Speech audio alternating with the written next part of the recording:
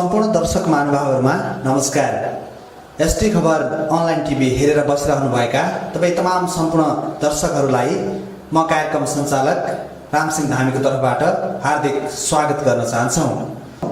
आज हामी दार्चुला जिल्लामा एउटा फरक अभियान लिएर कैलालीबाट दार्चुला पुग्नु भएका एउटा फरक व्यक्तित्वसँग हामी कुराकानीको लागि हाम्रो स्टुडियोमा निम्ति आएका छौं। यह लोकतान्त्रिक राष्ट्रिय मञ्च सम्बन्ध संघीय दलित शिल्प मञ्च केन्द्रीय महासचिव शर्मिला बागचन्दसँग आज हामी कुराकानी गर्नेछौं। यहाँलाई हार्दिक स्वागत छ। धन्यवाद रामजी। जुन यो अभियान लिएर आज दार्चुलासम्म पुग्नु भएको छ, यो अभियानको मेन उद्देश्य चाहिँ के हो? धन्यवाद र नमस्कार भन्न चाहन्छु सम्पूर्णलाई। एकदमै राम्रो प्रश्न गर्नुभयो। अहिले हामी चाहिँ यो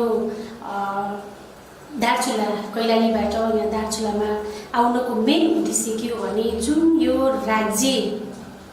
राज्यमा जुन भइरहेको नीति नियमहरू छ त्यसकोलाई हामी सन्तुष्टि छैनौँ। जुन राज्यबाट उत्पीडनमा परेका हामी जति पनि समुदायहरू छ त्यसमा खासै सन्तुष्टि भएका छैनौँ र अहिले जुन यो उच्च स्तरीय आयोगले जुन अथवा उच्च स्तरीय राज्य पुनर्संरचनामा जुन पहिचान र सामर्थ्यका आधारमा चाहिँ जुन राज्य संरचना हुनुपर्ने थियो त्यो चाहिँ हामीले भेटिरहेका छैनौँ र त्यो सन्तुष्ट नभएको कारणले गर्दा अहिले हामी यो सँगै लोकतान्त्रिक राष्ट्रिय मञ्च सम्बन्ध सँगै दलित शिल्पी मञ्चको म केन्द्रीय महासचिव र अहिले यहाँ मेन आउनको मुख्य उद्देश्य भनेको यहाँ रहेका जति पनि हाम्रो दलित समुदायहरू छ उहाँहरू चाहिँ अब एकीकृत हुन आवश्यकता छ।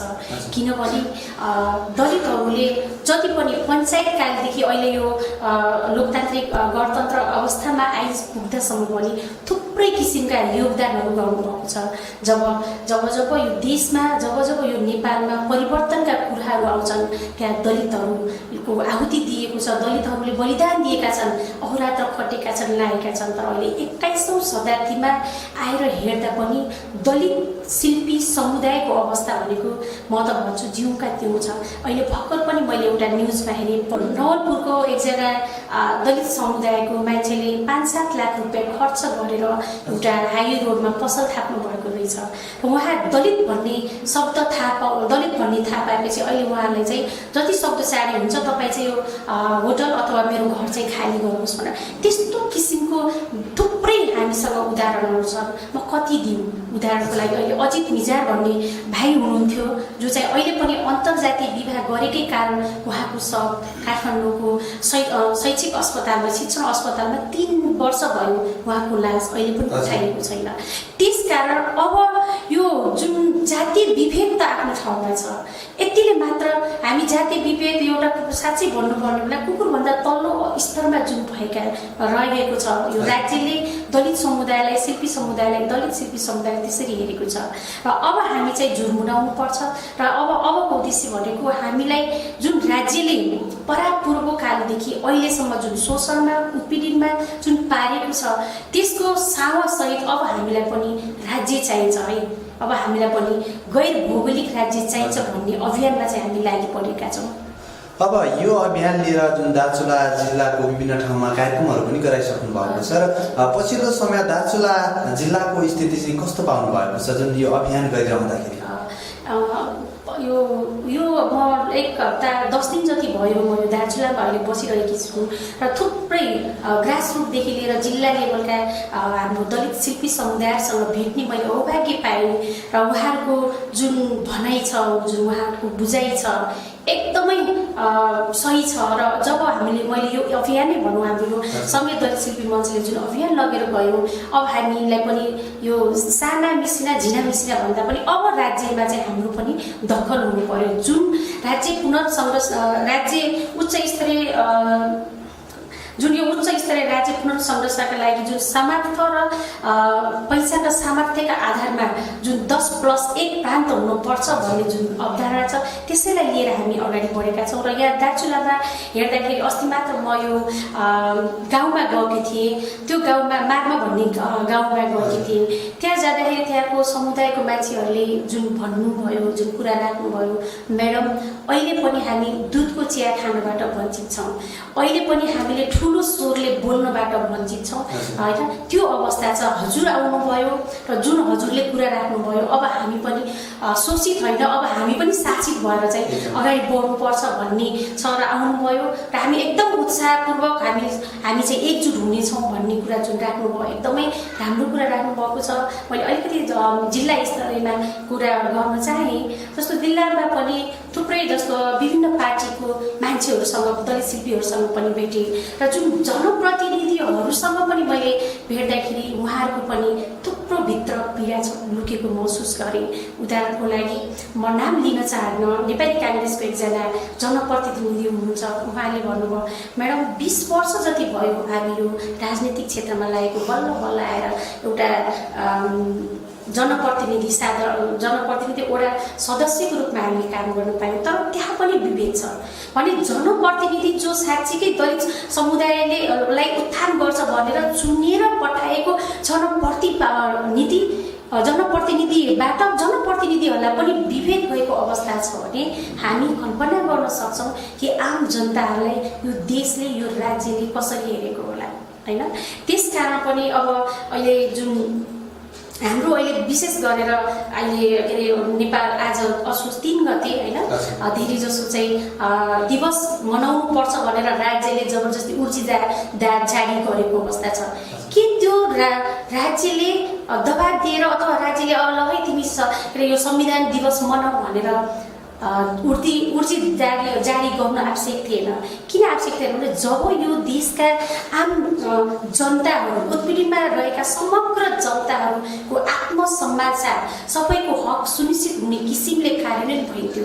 त्यो किसिमको संविधान बन्थ्यो जब यो देशमा रहेका, जसरी हाम्रो संविधानमा लेखेको छ बहुजाति, बहुभाषी, बहुसंस्कृति हाम्रो समुदाय हाम्रो भनेको छ, त्यसरी बहुभाषी सबैको अधिकार सुनिश्चित हुने किसिमको नीति नियम कार्यान्वयन र लागू भइदिएको भए आज स्फूर्त मान्छेहरू, आम जनताहरू यो संविधान दिवस मनाउनुहुन्थ्यो। अहिले हेर्नुहोस् न, केही साथीहरूले चाहिँ होइन यो संविधान दिवस चाहिँ मनाउने पनि न त विरोध गर्ने न त समर्थन गर्ने भन्नुभएको छ। र मैले भर्खरै भन्दैछु हाम्रो धरानमा, इटली धरानमा सँगै लिम्बुवान साथीहरू, मञ्चका हाम्रा थुप्रै साथीहरूले चाहिँ विद्रोह गरिराख्नु भएको छ।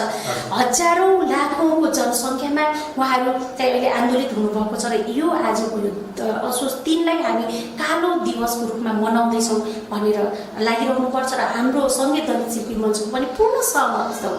किनभने यो धारा 274 को हामी विरोधी छौँ।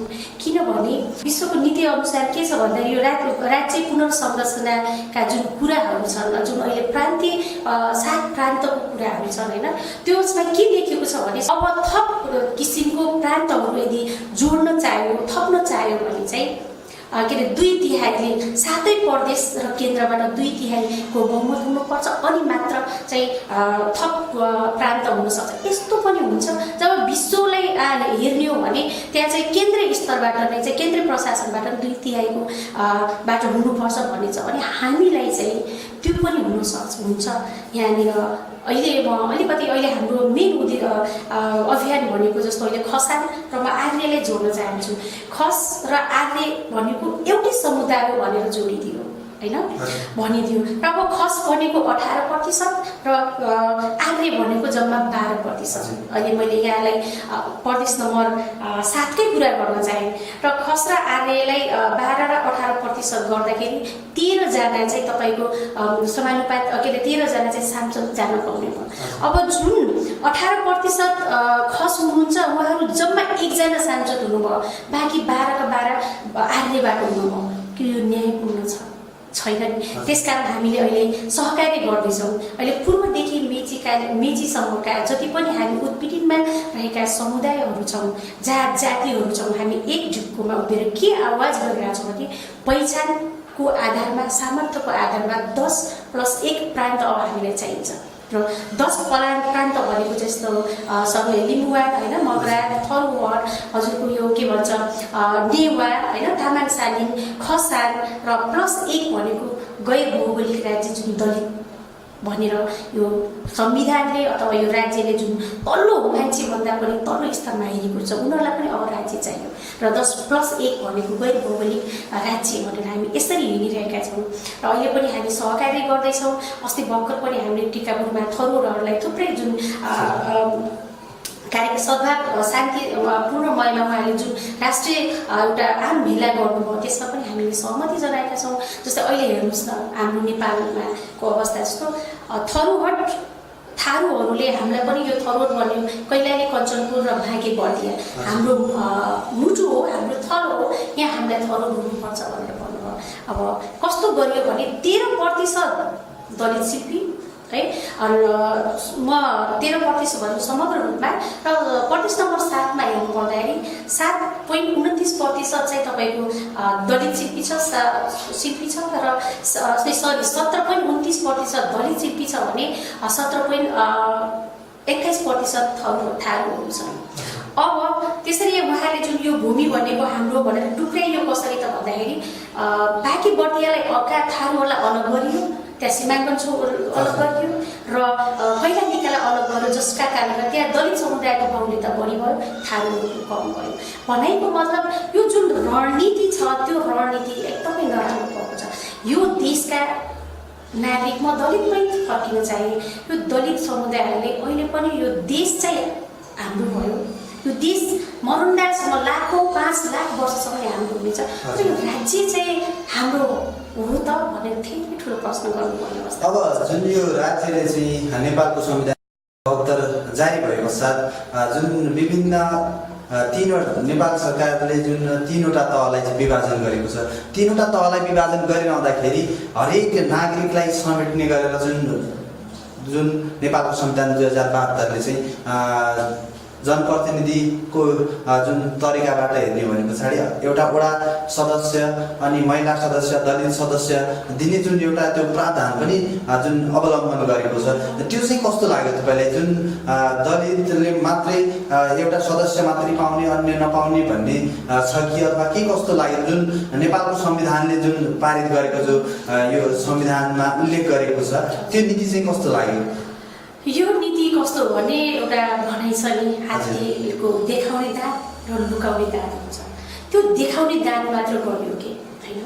अब के अरे 3500 वर्षदेखि जुन दलित समुदायलाई जुन किसिमले अहिले पनि होइन एउटा कुकुरभन्दा तल्लो लेभल नै भन्न चाहन्छु म, अहिले पनि थुप्रै भने उहाँहरूलाई एउटा वडा सदस्यको रूपमा एउटा भ्रमित पारेर दिएको त छौँ है, वडा सदस्यमा मात्र सीमित रहेको हामी त्यसमा सन्तुष्ट छैनौँ। हामीलाई के एउटा दलित समुदायले मुख्यमन्त्री हुन पाउने कि नपाउने होइन। अब यो संरचना जुन 7 प्रदेशको संरचना छ लेखेर दिन्छु, अबका 100 वर्षमा पनि एउटा दलितले मुख्यमन्त्री हुन सक्ने सम्भावना देख्दैन। एउटा थारूको बच्चाले मुख्यमन्त्री हुने सम्भावना देखिँदैन। अघि मैले भने छुट्याइएको होइन, जनसङ्ख्याको हिसाबमा बाँकी र बर्दियालाई अलग पारिदियो, अलग उसमा प्रदेशमा हालिदियो र कैलाली र कञ्चनपुरलाई अलग पारिदियो, जनसङ्ख्याको हिसाबले पुगेन होइन।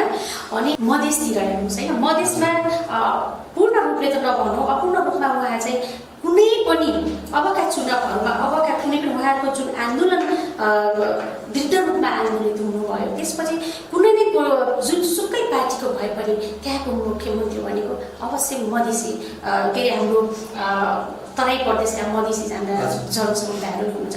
त्यस्तो कि उहाँहरूलाई यदि त्यो दियो भने अरू समुदायहरूलाई पनि त पाउनु पर्यो नि त बाबा। हामी पनि त यो देशका नागरिक हौँ होइन। एउटा पार्टिकुलरली कुनै मुठीभरका केही समुदाय अथवा केही जातिहरूले मात्र यो राज्य हाँक्नु छ भनेर लेखेको छैन नि त। यदि यो देशका हामी पनि नागरिकहरू हौँ भने होइन भने यो नागरिकता लिएर के फाइदा? यो देशको नागरिक भनेर हामीलाई पनि त एउटा बोध होस् न होइन, आत्मसन्तुष्टि होस्, त्यो चाहिँ हामी थुप्रै आदिवासी जनजाति होइन, खस दलित शिल्पी हामीले अनुभूति गरेको अवस्था छैन। अब अगाडि भन्नुभयो जुन दलित र खस आर्य भनेर चाहिँ एउटै उसमा राखियो, एउटै क्याटेगोरीमा राखियो भन्दै हुनुहुन्थ्यो, र त्यसलाई चाहिँ अब अलग हो अथवा एउटैमा ठिक छ कस्तो लाग्छ? जुन यो अभियान चलाइरहँदाखेरि पछिल्लो समय खसले पनि आफ्नो तरिकाले जुन क्षेत्री समाज भनेर विभिन्न अभियानहरू अगाडि बढाइरहेको छ, र त्यो अभियान र हजुरहरूको अभियानलाई चाहिँ कसरी तुलनात्मक गर्न सकिन्छ? हामी सँगै छौँ। हाम्रो खसानको साथीहरू अहिले दार्चुलामा हुनुहुन्छ, हाम्रो रघुवीर ठौजला, उहाँ र म सँगै हामी 10 दिनेको यो हाम्रो सङ्गीत दलित शिल्पी मञ्च र हाम्रो खसान राष्ट्र सङ्घर्ष समितिका हामी दुवैजनाले यो यहाँ घुमिरहेका छौँ, गाउँ गाउँमा गइरहेका छौँ। र यो हाम्रो यो खसानका अध्यक्ष हुनुहुन्छ हाम्रो प्रेम खातीज्यूहरू होइन, हामी सहकार्य गर्दैछौँ। अहिले सुदूरपश्चिमको 7 के अरे सुदूरपश्चिमको प्रदेश नम्बर यो 7 को कुरा गर्नुपर्दाखेरि अहिले हामी खसानका साथीहरू अनि दलित शिल्पी साथीहरू र थरोटका साथीहरू सहकार्य गर्दै आइरहेका छौँ। र अब हामीलाई पनि प्रान्त चाहिन्छ भनेर थरोटलाई थरोट प्रान्त चाहियो, हजुरको रोल्पा जुम्ला रोल्पामा चाहिँ खसानहरूलाई पनि हामीलाई पनि खसान राज्य चाहियो भनिराख्नु भयो। जुन अघि हजुरले प्रश्न गर्नुभयो आर्य र खस होइन, आर्य र खस एउटै क्लस्टरमा छ, त्यसको पनि अब यो छुट्टिनुपर्छ। किन छुट्टिनुपर्छ भने 12% पनि पुरा हुनुहुन्न। एउटा 12% भएको बाहुन जातिले 18% भएको खस समुदायको हक र अधिकार त कतिलाई खाएको अवस्था छ होइन। अब त्यो हो भने त उनीहरूलाई मात्रै चाहियो नि बाबा। अहिले भर्खरै केही महिना अगाडि चाहिँ काठमाडौँमा एउटा सर्वोच्च अदालतमा न्यायाधीशहरूको चुनौती र त्यो छनौट भयो। हेर्नुहोस् त 20 जना न्यायाधीशमा होइन 2 जना मात्र आदिवासी जनजाति छन्, अरू चाहिँ ब्राह्मणै र छ। अनि के एउटा दलितको छोराले दलितको छोरीले जुन आफू आर्थिक रूपमा यति विपन्न छ दलित समुदाय, जुन 42% गरिबीको रेखामा दलित समुदाय छ, त्यस्तोले पेट काटी काटी एउटा वकिल पढाइरहेछ अथवा ल पढाइरहेछ। अब कल्पना गर्नुहोस् त त्यो 20मा त्यो एउटा दलितको बच्चा न्यायाधीश हुने अवसर कहिले पाउने? उसको पो त रहन्छ नि। यसो समग्रमा बुझ्नु पर्दाखेरि अब के रहेछ त भन्दाखेरि जति पनि कुराहरू गर्छ नीतिमै निर्भर हुँदो रहेछ। तर त्यो नीति भन्ने कुरा एउटा हाम्रो गाउँघरको भनाइ छ, डाँडो पर्ने तेरा हात नखा भनेको छ। जबसम्म कुनै पनि समुदायले त्यो डाँडो पर्ने समाउने तर्फ उन्मुख हुँदैन तबसम्म उसको चाहिँ सुनवाई हुँदो रहेछ। त्यसकारण अब हामी जति पनि यो राज्यबाट उत्पीडनमा भएका जति पनि हामी समुदायहरू छौँ अब एक टिकामा हुनुपर्छ। र जुन अहिले 10+1 प्रान्त चाहिन्छ र जुन यो संविधानको 274 जुन धारा छ त्यसलाई संशोधन गरिनुपर्छ।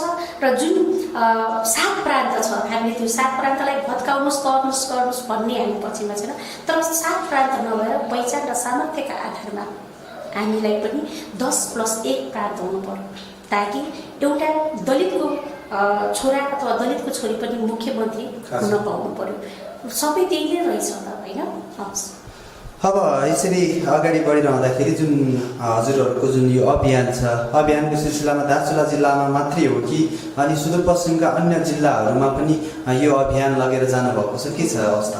हामी यो अहिले अभियान मेचीदेखि महाकालीसम्ममा अभियानमा छौँ।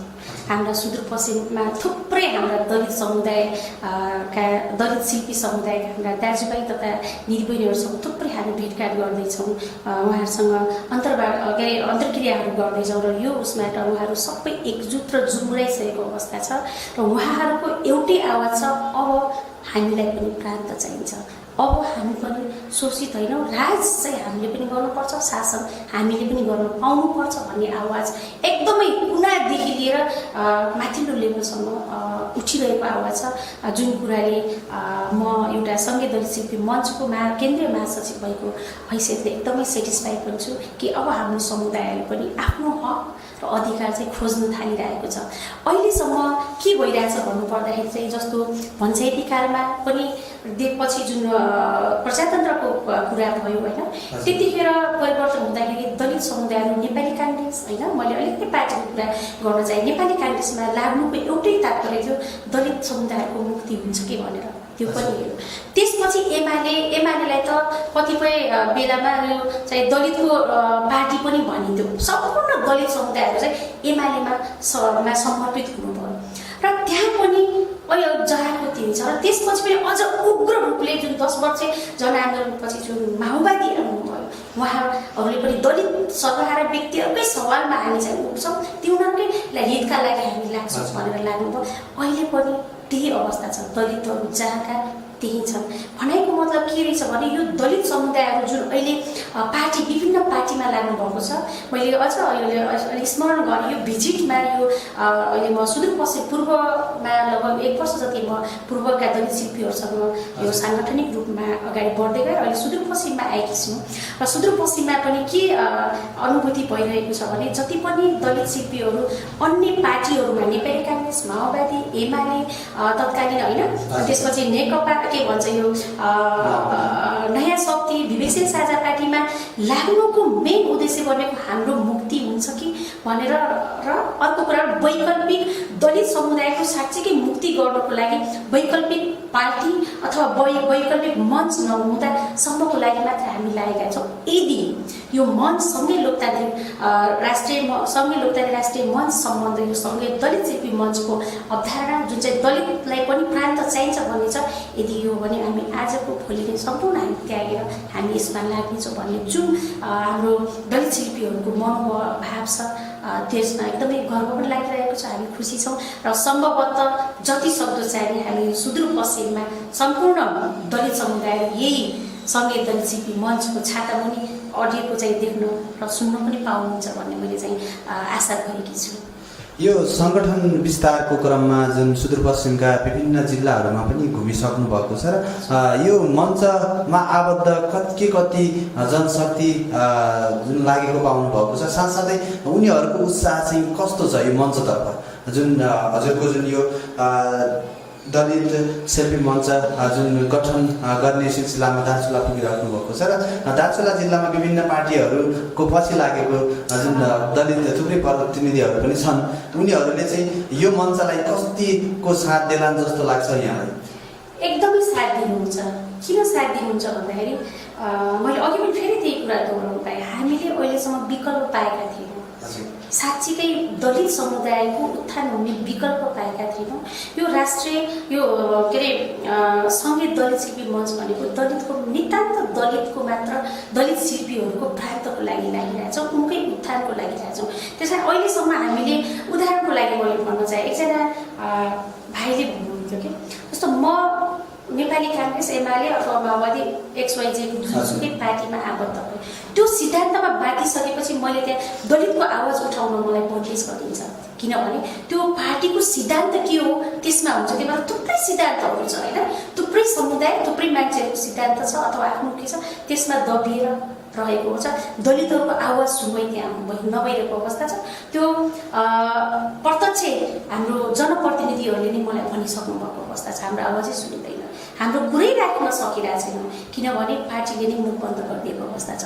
तर यो सङ्गीत दलित शिल्पी मञ्च भनेको एउटा यस्तो मञ्च हो जहाँ साँच्चीकै दलित शिल्पीहरू मात्र को सङ्गठन संस्था भएको, यसमा कसैलाई त्यो मुख बन्द गर्ने अथवा दबाब गर्ने होइन, त्यो किसिमको हुने भएन। यसमा खुलेर आफ्नो हक र आफ्नो अधिकार, मैले भन्न चाहे डेराको भाडा घर होइन, भाडाको घर र आफ्नो घर, र जो पनि जुन यहाँका के अरे दार्चुलाको कुरा गर्नुको मात्र होइन, सुदूरपश्चिममा त कुनै पनि नेपालका दलित समुदाय अथवा कुनै पनि व्यक्ति आफ्नो घर बस्न रुचाउँछन्, न कि भाडाको घर। त्यसकारण हाम्रो आफ्नो घर अब भइसकेको छ।